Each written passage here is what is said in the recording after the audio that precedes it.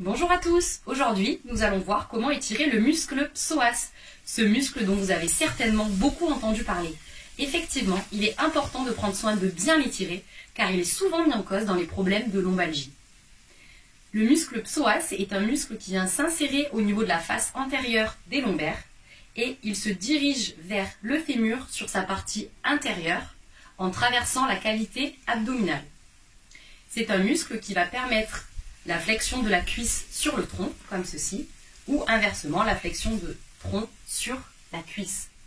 Il est important de penser à bien étirer les muscles psoas, car lorsqu'ils sont spasmés, ils vont pouvoir entraîner une compression au niveau des lombaires et une compression au niveau des articulations du bassin. Comment étirer ces muscles psoas? Je vais vous proposer aujourd'hui deux étirements. Un étirement passif et un étirement actif.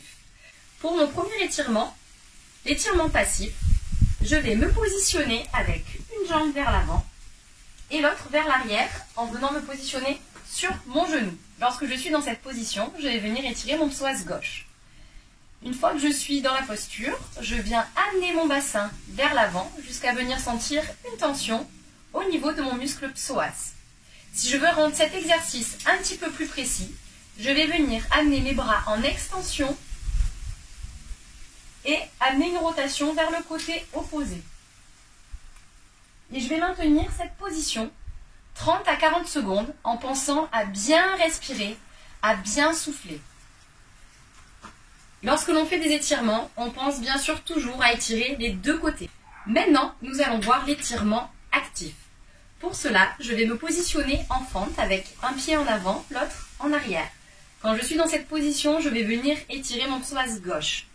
Donc actif veut dire que l'on va faire un mouvement pendant l'étirement et non comme tout à l'heure, rester dans une même position que l'on maintient. Donc là, le mouvement va être simple. Je vais venir vers l'avant en gardant bien ma jambe arrière tendue lorsque je me positionne en avant. Et ensuite, je reviens, mon pied passe sur le talon. Ce mouvement-là, pour être encore une fois un peu plus précis, quand je vais aller en avant, je vais amener une extension de mes bras. Et je répète ce mouvement pour sentir que ça vient bien étirer au niveau du psoas. Je vais faire ces mouvements de manière répétitive une vingtaine de fois, 3 à 4 fois. Et toujours la même chose en pensant à vraiment bien étirer les deux côtés. Et voilà, vous avez maintenant deux exercices pour venir bien étirer vos psoas et prendre soin de vos lombaires.